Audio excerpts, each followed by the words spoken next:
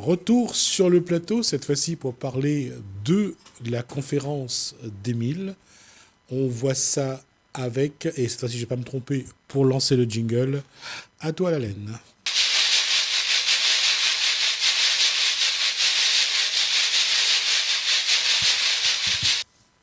Bonsoir Muriel Martin. Bonsoir, Chismi. La conférence d'Émile, c'est donc ces trois questions qui s'annulaient.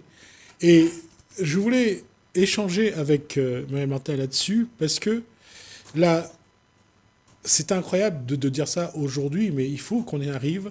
La population réunionnaise continue à évoluer.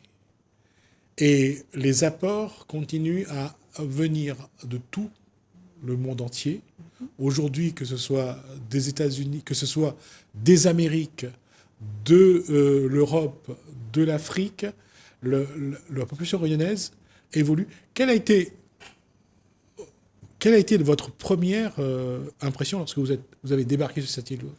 Alors moi, je suis arrivée ici, j'avais 18 ans. Et j'ai eu cette, je sais pas, comme une impression de... Je me suis tout de suite sentie à l'aise. J'ai aimé justement cette diversité culturelle, cette diversité religieuse. Et c'est quelque chose qui m'a tout de suite attirée. Au-delà même de l'aspect naturel de cette île, de la beauté, de son côté île magique, île grandiose et tout ce qu'on veut, c'est avant toute chose, je suis tombée amoureuse d'une population. Et je m'en suis très très vite rendu compte puisque bon, j'ai fait mes études ici. Et à l'époque, parce que je suis pas toute jeune, on était obligé de repartir. On ne pouvait pas aller au-delà du DUG ou de la licence selon ce qu'on souhaitait poursuivre comme études. Et en fait, dès que je suis rentrée en métropole, j'ai eu un sentiment de ne pas être à ma place. De ne pas... j'étais une étrangère, véritablement, chose que je n'ai jamais ressentie ici, en fait. Jamais. Et c'est le paradoxe aujourd'hui, c'est de voir quand même que cette terre de la Réunion, parce que c'est un hasard, j'allais dire c'est un hasard, c'est pas un hasard. La Réunion a été baptisée La Réunion à l'issue d'une grande réunion qui a eu lieu à Marseille, je ne pourrais plus vous donner la date, mais c'était soit alors, la Réunion reprenait son nom d'île Bourbon, soit on lui donnait le nom de La Réunion, mais comme il fallait honorer ce qui se passait en métropole, donc là, c'était La Réunion. Mais quand on regarde l'évolution depuis 1863, l'arrivée de Louis Payen, donc deux Français, 7 hommes malgaches, 3 femmes malgaches, les femmes de l'Inde qui sont venues du comptoir du Portugal, les esclaves, les engagés, et puis bien sûr tous ceux. Il y a eu les pirates aussi. Ouais. C'est quelque chose lorsque le roi de France a donné l'amnistie, beaucoup de pirates sont venus s'installer à La Réunion. Ça continue. C'est ça, ça doit rester comme ça, une évolution perpétuelle. En fait, je pense que pour ma part, je vous donne mon ressenti, je pense que être réunionnais, c'est avant tout un état d'esprit. C'est pas une histoire de bon, moi je suis arrivée, j'avais 18 ans, je me suis mariée ici, mes enfants sont nés ici, mais c'est pas une histoire de sol, c'est réellement un état d'esprit, c'est une communion. Je le verrais vraiment comme ça, c'est-à-dire qu'en fait ce qui fait qu'on est réunionnais, c'est justement cette notion de découvrir l'autre, cette notion de partager des cultures et des religions différentes. C'est cette ouverture qui est juste, on en parle beaucoup, c'est vrai que je pense que la Réunion est réellement un modèle, que ce soit pour la métropole, pour l'Hexagone, mais je pense que c'est un modèle qui va beaucoup plus loin que l'Hexagone. On a vraiment un mode de vie qu'il faut préserver. Oui, bien évidemment qu'il faut préserver ce vivre ensemble. C'est ce qui fait notre singularité, justement. C'est le fait que dans notre unicité, on arrive finalement à se mettre tous ensemble autour d'une table et à partager et à devenir quelque chose de véritablement singulier. La réunion est quelque chose de très singulier et c'est ce qui fait sa richesse. Se pose quand même un problème, c'est que on voit tous ceux qui sont là ne sont pas sur le même pied d'égalité, qu'on soit né ici, qu'on arrive ici. C'est pas ça qui fait la différence. Ce qui fait la différence, souvent, c'est le pouvoir, l'argent. Ouais. Et le Kissa Noulé aujourd'hui se heurte aussi, et c'est un paradoxe, mais c'est ceux qui ont des racines depuis le départ, même entre ceux-là, c'est tendu parfois. Oui, tout à fait. Je pense qu'en fait, comme je l'ai dit, c'est vraiment une question d'état d'esprit. Donc en fait, je pense que l'identité réunionnaise, elle n'est pas tant au niveau d'une religion, au niveau d'une couleur de peau, au niveau d'une race. C'est vrai qu'en final, quand on regarde bien les clivages actuellement, ils sont surtout sous-tendus par des différences de classe sociale. J'irais plutôt dans ce sens-là, c'est-à-dire qu'en fait, les tensions, elles viennent de là. C'est-à-dire qu'elles viennent du fait qu'on n'a pas tous la même capacité au niveau du pouvoir d'achat et que le problème vient plus de ce... Et puis après, il y a cette volonté, quand on atteint un certain niveau, de se dire, bah, c'est ce qu'on appelle parfois des parvenus, en fait. C'est un terme que je n'aime pas trop parce qu'en fait, on ne parvient jamais à rien. Quand on regarde, on est toujours en devenir. Donc, ce terme de parvenu, je l'aime pas du tout. Je l'aime pas du tout et je pense qu'au contraire, il faut vraiment garder à l'esprit que chaque jour, on doit essayer d'améliorer quelque chose, amener sa pierre à l'édifice. Et je pense qu'il faut vraiment rester dans cette idée-là. Et c'est ce qui, moi, m'a beaucoup attiré au niveau de cette conférence des 1000, justement, c'est qu'on est vraiment tous ensemble autour d'une table avec notre unicité à amener quelque chose et à se dire, ben, on n'est pas si différents finalement. La différence, c'est ce qu'on veut bien y mettre. Mais si on décide que finalement, ben, on amène quelque chose et on le partage, on s'aperçoit que finalement, il n'y a pas tant de différence que ça entre nous. Et qu'au contraire, plus on travaillera ensemble, main dans la main, et plus on pourra justement construire quelque chose qui sera véritablement le moteur. Parce que le but ultime, c'est quand même qu'on soit tous autour d'une table et qu'on se dise, bah ouais, on avance tous ensemble pour faire avancer les choses. On arrive au constat que ça ne fonctionne pas, donc changeons les choses. Mais j'allais dire, il y a une constance dans tout pays, dans toute île. Il y a ceux qui ont le pouvoir doivent toujours diviser pour mieux régner. Et malheureusement, on peut le dire comme ça. Après, bon, Dieu merci, je pense qu'il y a quand même encore des personnes qui... Et la preuve en est, c'est que tous ces gens qu'on retrouve au sein de la conférence des 1000 ont quand même bien tous cette volonté de se dire, eh ben non, on n'est pas là pour soi, on est là pour l'ensemble, on est là pour que notre territoire évolue, pour que notre territoire grandisse. On est, moi, on peut prendre des images. Hein, si on veut un enfant, il se met debout un jour et puis il commence à marcher. Et puis au début, il trébuche, il tombe et il a en effet besoin d'être soutenu. Et je pense que de plus en plus, ce qu'il faut qu'on arrive à comprendre, c'est qu'on n'a plus besoin d'être systématiquement soutenu.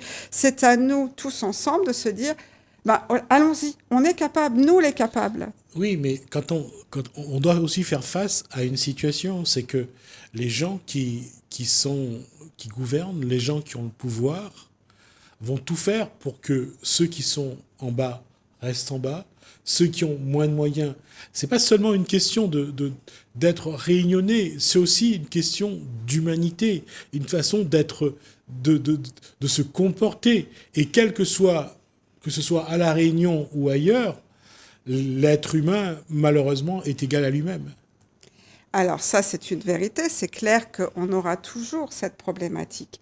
Maintenant, on se rend bien compte que les temps que nous venons de traverser, qui ont été très difficiles, pour ne pas le citer, hein, c'est les confinements, c'est toutes ces restrictions auxquelles nous avons été confrontés, on s'est bien rendu compte qu'au final, les gens se sont peut-être dit, finalement, le monde dans lequel on vit, c'était peut-être pas celui qu'on espérait avoir. Donc je pense qu'il y a une prise de conscience qui s'est faite et que, en effet, à un moment ou à un autre, je pense qu'on a toutes vu cette illustration bien célèbre où, en effet, on a des dirigeants avec une personne qui se lève et ça n'a pas d'impact.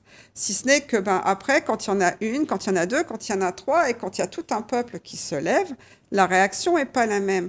Je pense qu'en effet, il faut peut-être revenir à la définition d'une démocratie. Et en effet, là, on a une démocratie, une vraie démocratie, puisqu'on a autour d'une table des personnes d'horizons totalement différents, avec des opinions totalement différentes, et on n'est absolument pas dans le clivage. On n'est absolument pas dans l'idée de « Ah, il y en a un qui, par rapport à l'autre, veut... » Non, C'est pas du tout l'objectif. L'objectif est au contraire de mettre en commun nos savoirs, de mettre en commun nos connaissances. Et là, on a quelque chose qui, en effet, peut être opposable à un dirigeant. Parce que on parle, bon là, on parle de dirigeants, mais on va être clair. On vous parlait de nos élus, mais nos élus, sans nos votes, ne sont pas nos élus. Tout simplement. Et je pense qu'on n'a pas de confrontation. Le but n'est pas d'aller dans une confrontation vis-à-vis de nos élus. C'est juste de dire, ben voilà, le peuple, il a quand même une capacité à être autonome. Il a une capacité à se prendre en charge.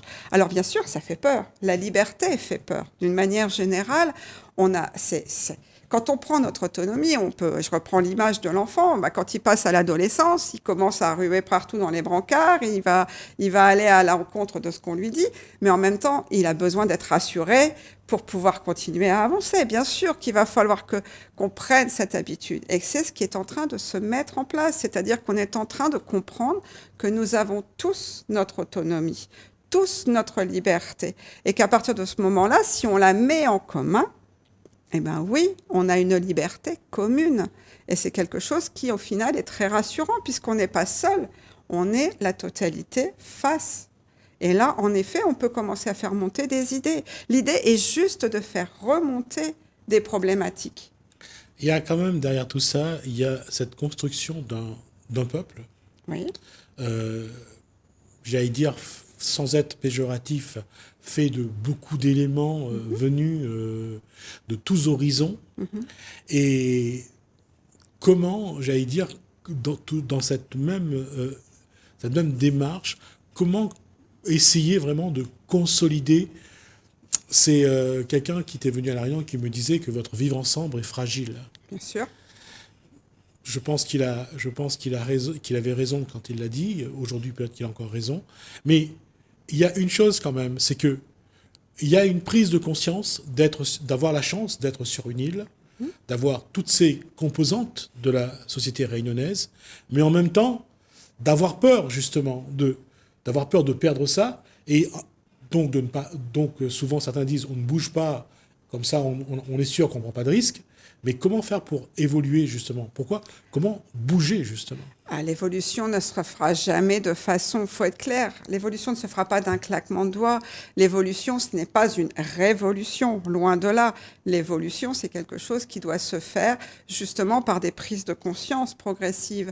C'est par l'échange, c'est par la communication qu'on pourra faire évoluer les choses, et certainement pas dans la confrontation. La confrontation n'amènera pas à ce que l'on cherche à avoir. Cette évolution, on ne peut pas l'avoir dans la confrontation. Par contre, oui, bien sûr que notre vivre ensemble est fragile. On l'entend ces derniers temps. On le sait très bien. Maintenant, il faut aussi être clair. C'est la dernière fois, on en discutait. Qu'est-ce qu'être réunionnais ? Je l'ai dit tout à l'heure, c'est pas être né ici. C'est vraiment avoir fait le choix d'être ici également. C'est aimer cette île pour toutes ses composantes, justement, et de vouloir la faire avancer. C'est cette volonté-là qui est importante dans notre vivre ensemble. C'est de se dire que chacun a envie d'emmener ce département au-delà de ses frontières, finalement.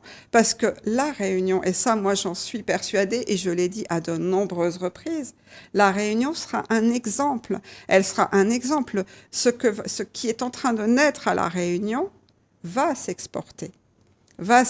Parce qu'en effet, nous avons encore cette fraternité. Cette fraternité est certes fragile, bien sûr, mais elle est là, elle est bien présente. Et cette flamme-là, il ne faut surtout pas la perdre. Et justement, vivre ensemble, au sens où l'histoire est quand même chargée entre l'esclavage, l'engagisme, les conflits sociaux, la mise sous cloche des gens les plus déshérités, les plus précaires. On voit qu'il y a quand même cette lutte, sociale, entre ceux qui ont rien et ceux qui monopolisent tout. Alors, il y a cela dans l'histoire, c'est un fait. Après, je pense qu'en effet, il faut dépasser l'histoire. Il y a un moment où il faut sortir d'un schéma qui nous a été inculqué, un schéma qui nous est répété. Il faut absolument en sortir pour grandir, justement. Donc ça, c'est la première chose. Après, ce clivage, comme on l'a dit tout à l'heure, il est valable ici, mais il est valable dans tous les territoires. Actuellement, ce n'est pas spécifique à La Réunion que de dire il y a un conflit qui est entre les ultra-riches et les ultra-pauvres. C'est une évidence. On le voit tous que les classes moyennes sont en train de disparaître. On le sait, on le voit, on le vit au quotidien. Donc, c'est quelque chose qu'on ne peut pas nier. Mais ce n'est pas parce qu'on ne peut pas le nier qu'on ne peut pas essayer, justement, en tant que citoyen, de se dire, mais puisque ce monde ne nous convient pas, puisqu'on voit les limites de ce monde, puisqu'on en est à des conflits à répétition, on le sait bien, ben, il y a un moment, il faudrait peut-être prendre le temps de s'asseoir tous ensemble et de se dire, mais dans l'intérêt de tout le monde, dans l'intérêt de mon voisin, dans l'intérêt de mon frère, de ma sœur, mais qu'est-ce que je fais? Je continue à regarder et à dire que ça ne me convient pas? Ou alors je continue à me dire, ben, dans ce cas-là, je vais m'engager dans quelque chose qui me correspond. Moi, je ne suis pas du tout dans cette idée de conflit. Pour moi, c'est ce qu'on a toujours essayé, c'est ce qui a toujours été expérimenté et on en connaît les limites. Donc là, maintenant, revenons véritablement à ce qui n'a pas été essayé, c'est-à-dire de réfléchir tous ensemble en se disant, nous avons un chemin commun. On fait quoi de ce chemin commun? On essaye tous de se tirer dans un sens en essayant de tirer la couverture à soi, en sachant qu'on n'aura rien, on aura des miettes, ou au contraire, on continue de se dire, on avance, mais tous ensemble. Et là, on a quelque chose qui est fantastique, qui a pris racine, qui est en train de monter, de grandir, qui est en effet de se dire, eh bien, tous ensemble, on va y arriver. On va y arriver, on va partager nos idées, on va partager nos connaissances, et on va, en effet, rendre opposable la volonté du peuple. Parce que c'est quand même la base, c'est de se dire, ben oui, on a aussi le droit d'être entendu. Justement, cette conférence d'Émile, est-ce que c'est une opportunité? Est-ce que c'est... Parce que le problème, c'est que beaucoup ne parlent pas, beaucoup ne s'expriment pas, ne disent pas leur ressentiment. Est-ce que, à quel moment, justement, là, il y a une opportunité, je pense, à quel moment il faut se mettre debout, il faut se dire les choses, dire ce qui nous quelque part, nous fait mal aussi. Ah ben bien sûr que ça fait mal. Et justement, moi, j'ai toujours été dans l'idée qu'il faut verbaliser les choses. Alors, verbaliser ne veut pas dire justement manifester de façon véhémente, mais il faut le verbaliser, il faut échanger, il faut le dire que, ben non, en effet, et justement, plus on va entre nous, et c'est ce qu'on a vu pendant ce confinement. En fait, quand on regarde bien ce qui s'est passé pendant le confinement, on a laissé les gens chez eux, et au final, les gens se sont mis à réfléchir en se disant, mais bah tiens, je vais appeler mon voisin, bah tiens, je vais échanger, machin. Et il y a eu au final plus d'échanges qu'il n'y en a jamais eu. Et en effet, on s'est rendu compte que bah ouais, on était nombreux à avoir finalement ce sentiment que bah non, le monde tourne pas rond. Il y a quelque chose qui est pas logique. On peut le faire en rigolant. On va dire bah oui, finalement, c'est ceux qui ont le plus, qui au final ont le plus d'aide. Bon, on va le dire comme ça, c'est-à-dire que si on a quelqu'un qui a, par exemple, capacité à acheter un bien, bah, c'est celui qui va demander une réduction en disant « bah oui, mais moi, je te la demande parce que je vais te payer cash ». Bah oui, mais toi, tu as les moyens de me payer, mais pourquoi le petit à côté qui n'en a pas les moyens, lui, il va me payer sans rien demander? Alors que, bon, voilà, tout ça, c'est une réalité. On sait que le monde actuellement, bah, on se demande vraiment dans quelle course folle il est parti, en fait. Donc, il y a un moment où, oui, il faut le dire. Et plus on le dira, plus on sera nombreux à dire « mais non, ce monde-là, c'est pas celui-là ». On a eu un exemple cette année avec une école d'ingénieurs en métropole, que j'ai oublié, dont j'ai oublié le nom, où en effet les étudiants, quand ils ont eu leur remise de diplôme, ont dit « bah nous, on sort du système ». On a décidé, avec notre diplôme d'ingénieur de grande école, de sortir du système. Et ça a été relayé sur les chaînes d'information nationale, etc. Mais on voit bien que ce mouvement, c'est un mouvement de fond qui est local, mais qui n'est pas que local. C'est-à-dire qu'il y a une réelle prise de conscience. Les jeunes sont partie prenante énormément de cette prise de conscience, de se dire, mais non, ce monde d'ultra-consommation, il y a beaucoup de personnes qui emploient actuellement le terme de venir en récession, de rentrer en récession. Parce qu'il y a un moment où on ne pourra pas continuer cette course folle. Ce n'est pas possible. Et pour terminer, c'est ma dernière question. Sur la Réunion, justement, il y a un moment, il faudra aussi que, face à cette situation qui peut être une récession aussi, c'est-à-dire une solidarité réunionnaise. C'est indispensable, cette solidarité réunionnaise, mais elle va au-delà de la solidarité réunionnaise. Nous avons ici un bassin indo-océanique qui est quand même riche d'échanges, sur lequel on se reconnaît. On est bien sur des origines qui sont communes, et je pense que ça, il ne faut pas le laisser de côté. La Réunion, on a en effet beaucoup de choses à mettre en place et à retrouver justement une certaine...